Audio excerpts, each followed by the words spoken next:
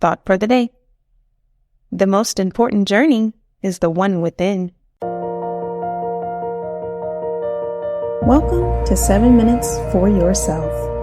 I'm Christina Aina, and I'm so glad you've joined me for what I believe will be 7 of the most enriching minutes of your day. Let's take this time to reconnect with ourselves and improve our well-being. In today's episode of 7 Minutes for Yourself, we're using our instincts to discover who we are meant to be. Have a listen. The question of how you become what you are begins with the idea that you don't know what you are in the first place. You're something that has to be discovered. And by taking the journey towards self-discovery, you're embarking on the journey of a lifetime, while also moving towards your own greatness. But you're probably wondering, where do I discover myself? No one knows where you can find yourself except for you. There are no directions, no signposts, and nobody to follow. You have to follow your instincts. Only you know which direction to take. There are things which naturally attract your attention, and they present you with questions you can't help but think about or want answers to. Those questions will lead you towards yourself. Your instincts are the compass which will guide you on your journey. But if I follow my instincts, I know I'll only do things that are bad for me, you say. That's because, as Nietzsche would say, your instincts are corrupted. You're a decadent. A decadent's internal compass is corrupted, and so it leads them in the wrong direction. But you can recalibrate your compass and reclaim your instincts. The question is, are you willing to pay the price? To reclaim your instincts, you must be willing to suffer. Let me explain with an example. As a kid, Raphael always displayed a natural instinct and gift for music, and he had even won many competitions. This led him to believe he was a great musician, and he was at the time. But one day, Raphael entered a national competition, and instead of getting first like he usually did, he ended up in 8th. This was the first time Raphael received evidence that he wasn't as good as he thought he was. And how did he respond? He claimed that the competition was rigged, and he vowed to never enter one again. And this moment marked the beginning of Raphael's decline.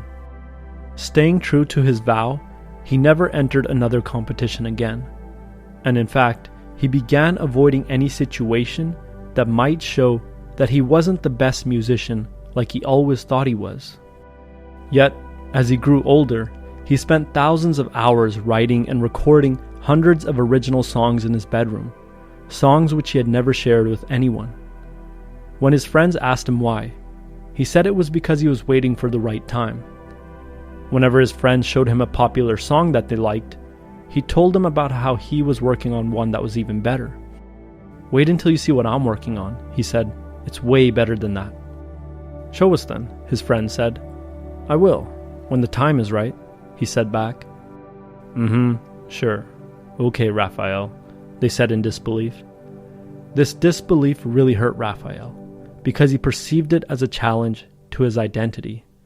"They're just jealous I'm actually good at something," he thought. And with the intention of proving them wrong, he uploaded all his songs to the internet. He waited. Days, weeks, and months went by, and he barely garnered any engagement. The little engagement he did receive was negative. Commenters said things like, "The lyrics are meaningless," or "The beat is so boring," or "painfully mediocre." That last one really stung Raphael. Mediocre, he thought. They just don't get it. Because I think it encapsulates the behavior of someone who's unwilling to suffer. Raphael had a strong instinct for music as a kid, but every time he was presented with some evidence that contradicted his self-image, evidence that showed he might not be as good as he thought he was, he found a way to dismiss it. He was so attached to the idea of already being a good musician that he never gave himself the chance of actually becoming a better one.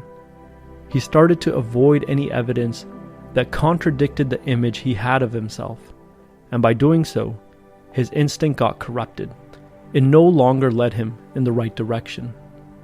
But if he accepted the evidence and realized that he wasn't as good as he thought he was, he could have learned why he wasn't as good as he thought he was.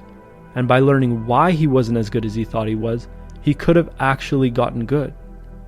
In other words, if Raphael was willing to suffer, he could have actually developed his instinct to serve him well.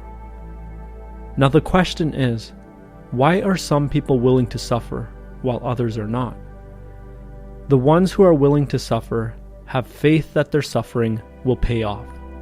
They believe that suffering has meaning and that there's a light at the end of the tunnel. They believe that the source of suffering is false beliefs. And so by being willing to suffer, they can identify the false beliefs they hold. And by identifying their false beliefs, they can destroy them. And by destroying their false beliefs, they can reclaim their instincts and find their way to themselves. And to become who you are is to achieve your own greatness. That concludes today's episode of 7 Minutes for Yourself. Please take a moment to rate and review the show on Apple Podcasts. Today and every day with your kiddo is a gift. Enjoy it. Thanks for tuning in.